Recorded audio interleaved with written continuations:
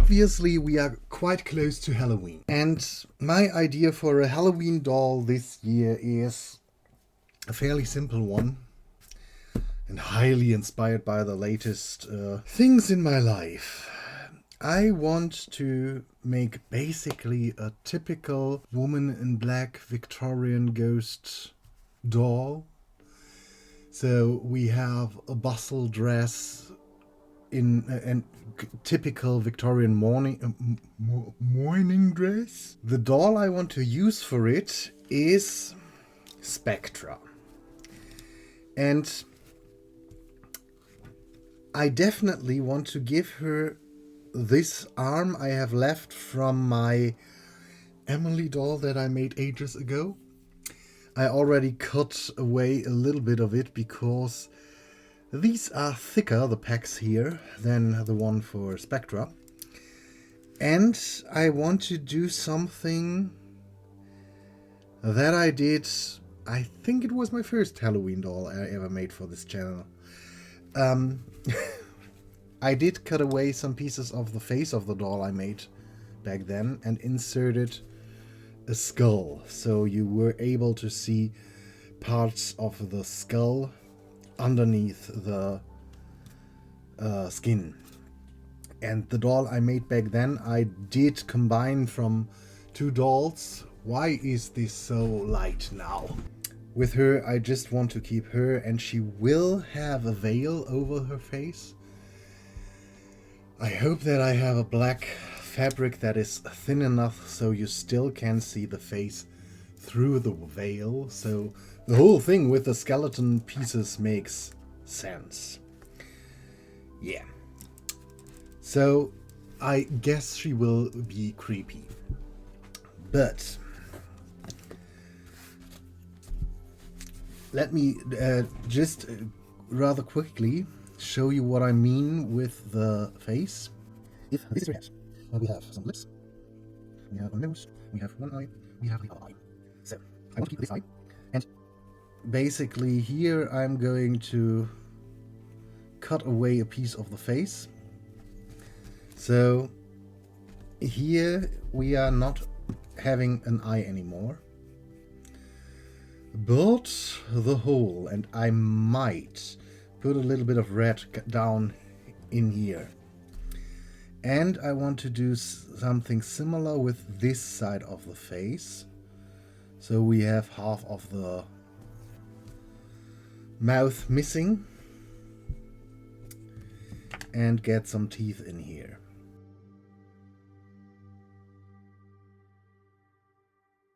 I do think I'm going to use her. She was one of the creative block roulette. No. I made her in a challenge video. And I liked her for quite some time, but I think she now can be redone.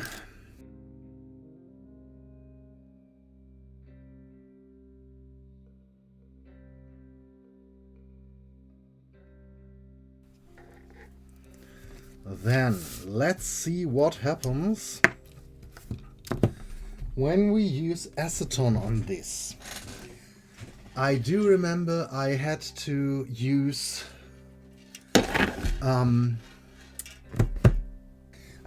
alcohol markers on her. So we will find out now how well those can be removed. Well, it didn't really do anything, and because I thought, why not?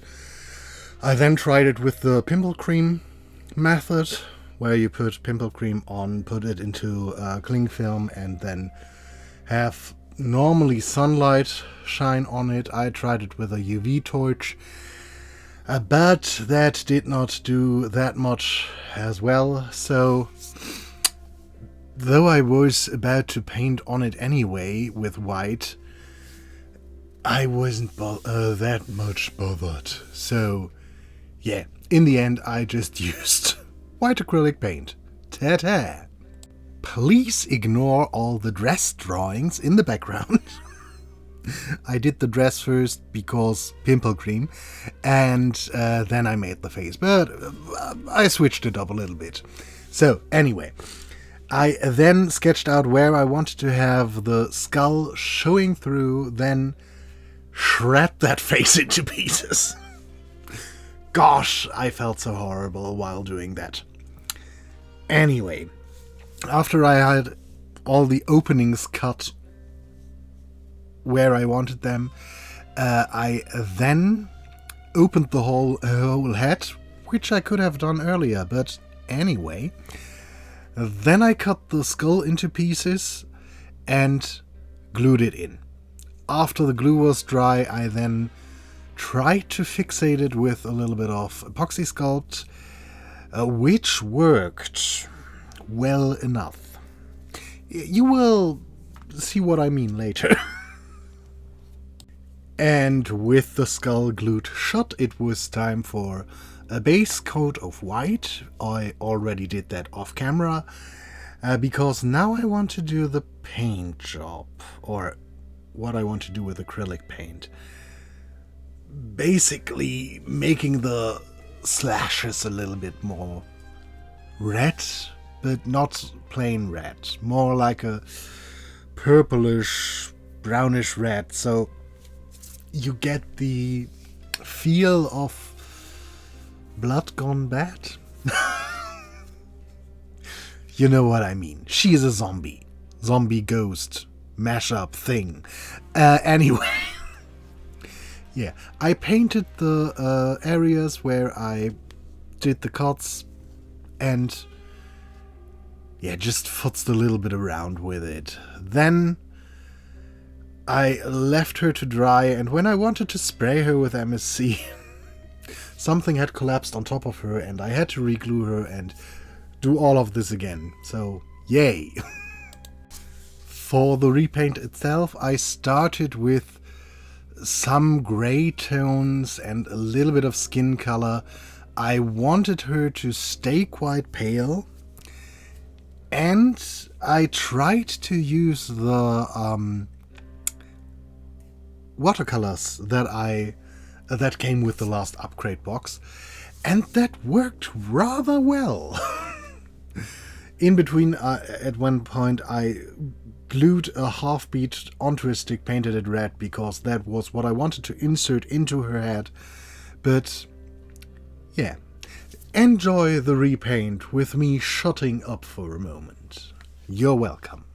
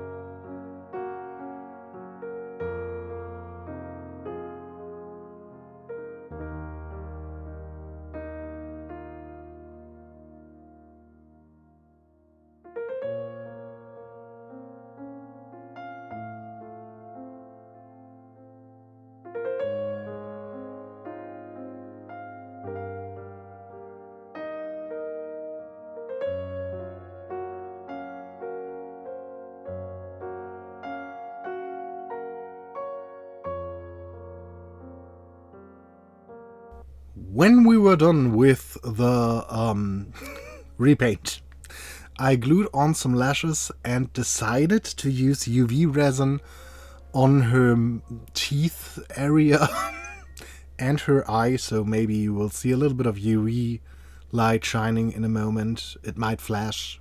Just a warning if you are sensitive. Anyway, when that was solidified, I then took out my Brazilian wool hair that I bought far too much of because I thought it might be nice for doll hair, and it not really is that nice. But for a doll like her, I thought it was perfect because it's a little bit more stiff, a little bit more rough, and yeah, I thought that worked quite nicely for her. So I mixed up a bit of black, a bit of grey, and then just slapped it onto the hat.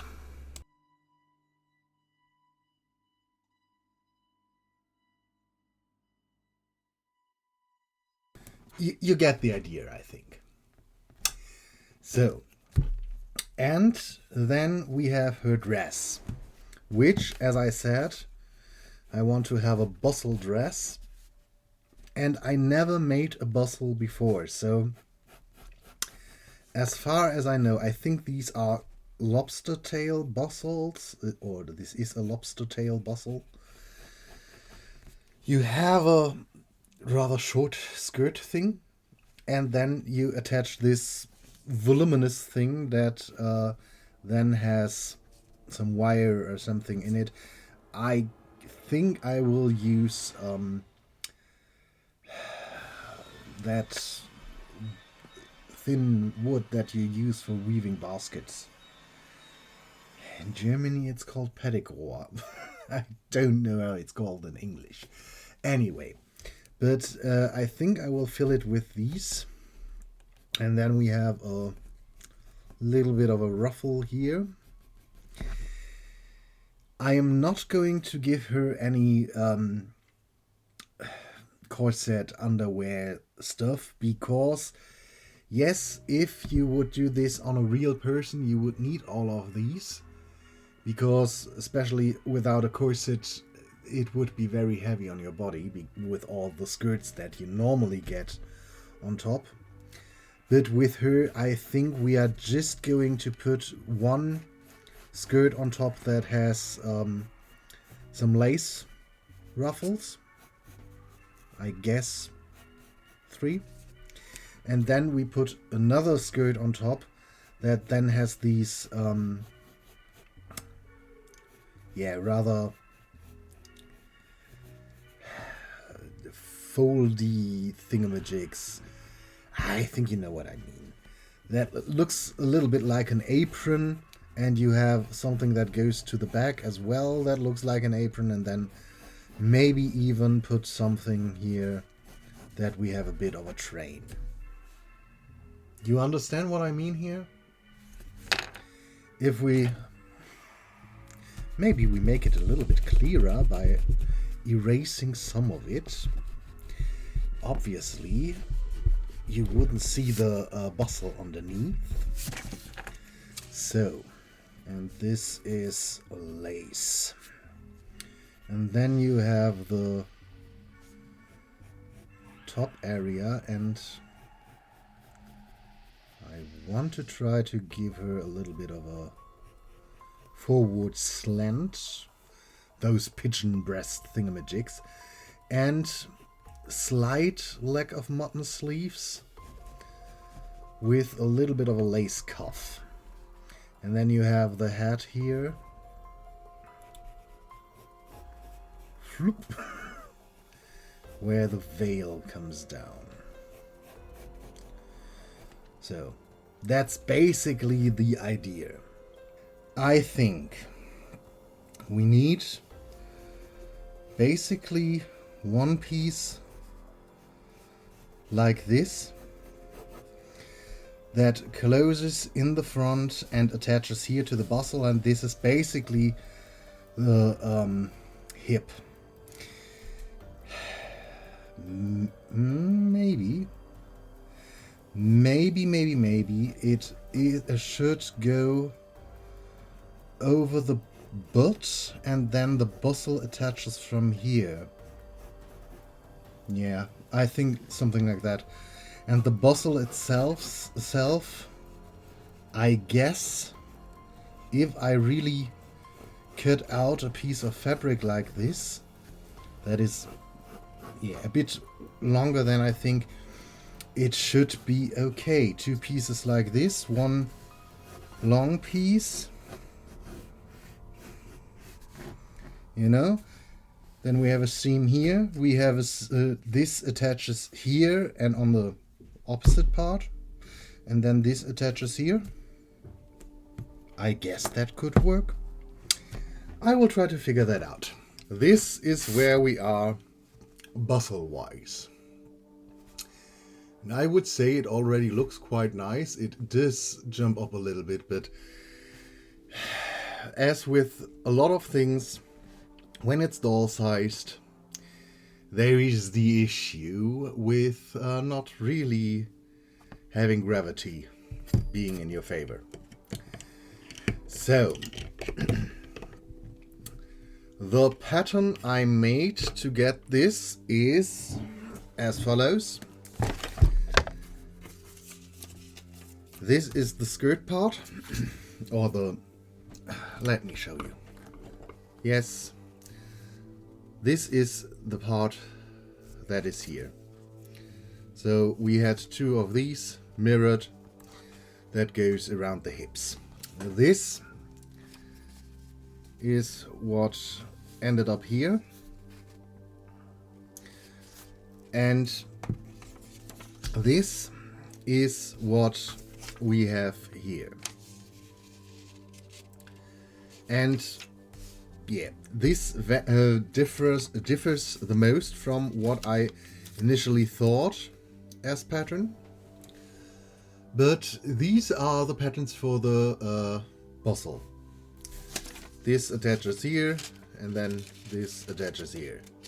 So, yeah, and the channels for the wood I made by stitching in satin ribbon and then putting in the wood, and the seam allowance was folded over onto the satin, so, and stitched down slightly, so the wood pieces are not going to poke out too much.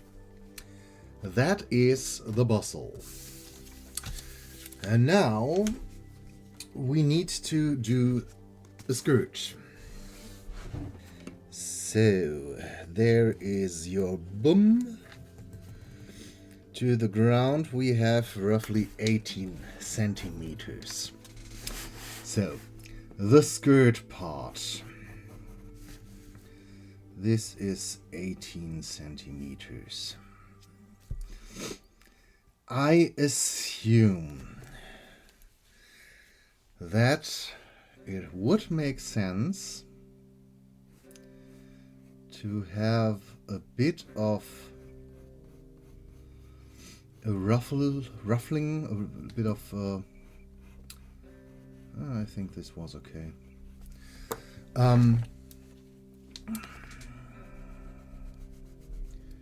So that we have to gather this a little bit on the top. Then in the front we already have, come here, 15, okay. So, yes, please my dear. 15. And here on the side we should have 15 as well, yes. And then it goes over to 18, so 15, and then we get the length. So this should be our pattern for our base skirt. And I want to attach some lace ruffles on there. And I think normally first of all, you would have at least combinations, I think, under there, and a petticoat, then you would have the bustle, then you would have another petticoat, and then you would have the two top skirts, the one that is the main outer skirt and the one that is the ruffled up one. I think, because we are working in such a tiny scale, and I don't want to have two waistbands sitting here on her waist, I'm going to do the first skirt and then do the second skirt, fairly similar but a bit shorter, ruffle that up here and put it on top. And I do think I want to attach a rather long skirt like this with a train here in the back. So we have the two ruffled areas here on top, and yeah, basically these two ruffled areas, and this and the lacy skirt and the other skirt are attached to the same waistband. So when we then add the top on top, it can cover the two bands up, and we don't have the issue that it is too bulky, because one waistband will already be quite bulky, and two or three of them, I don't think that that will look nice. I ended up with a very different pattern. I don't know where it is right now, but it was more something like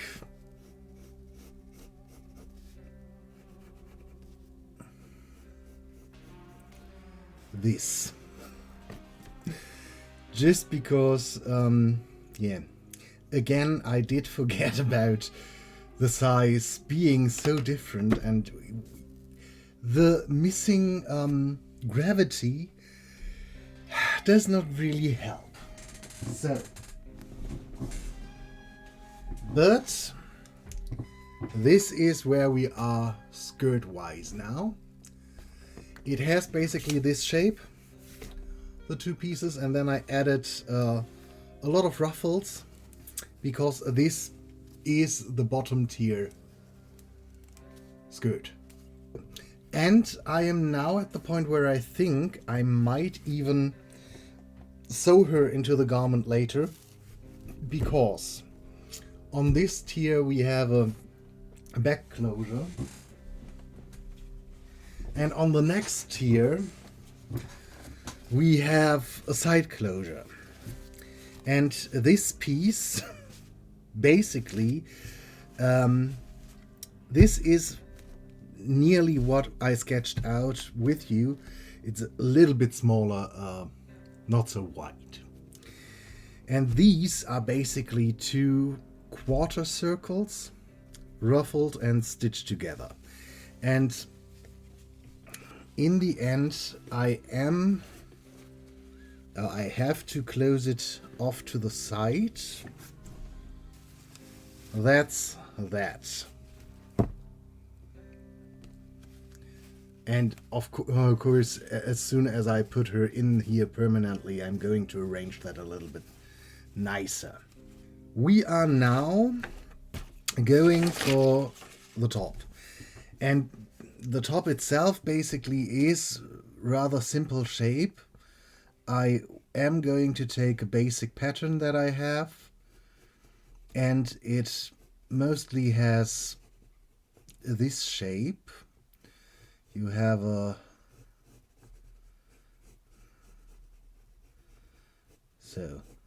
something like this. So nothing spectacular. Then I will put some lace up here for a high color. I do think I have to reinforce it down here, so it won't rise up because of gravity, etc. And then the most important part are the lack of mutton sleeves. And when I saw that when I saw it right, the patterns I was able to find that I want to use as inspiration mostly were like this. And when all of that was finally done, I started to sew her into everything. I didn't even bother with the waistband on the skirts. She wears the boots of one of the cat twin dolls with the Motorola thing. How are they called? Motobike? No. You know what I mean, I hope.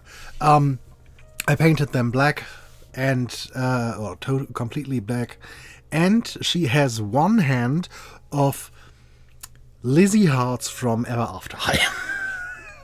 Because the initial or original doll I used when I did put her into the plastic dress, I heated it onto her and I did melt her hand a little bit.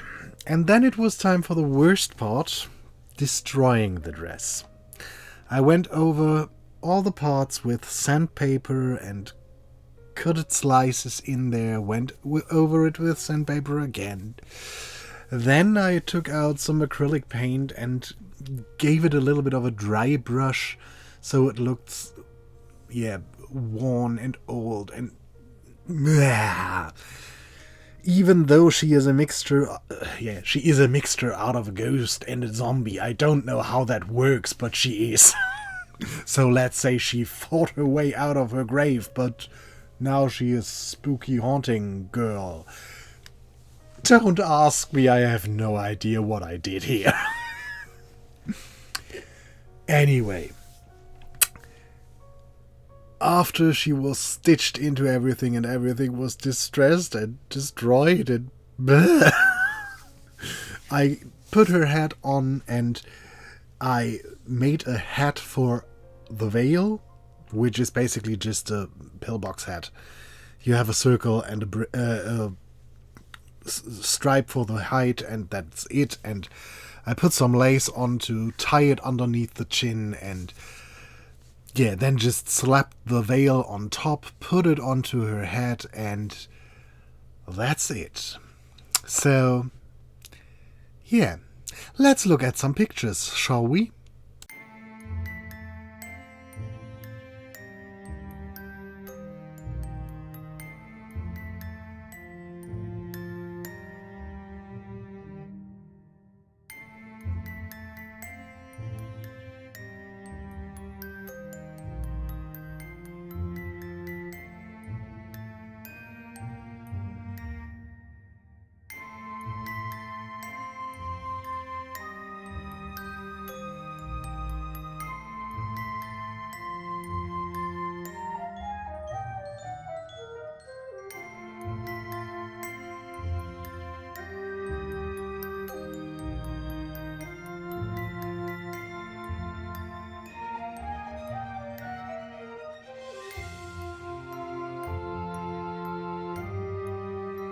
And because it's me, I couldn't resist to do some more cute pictures at the end, where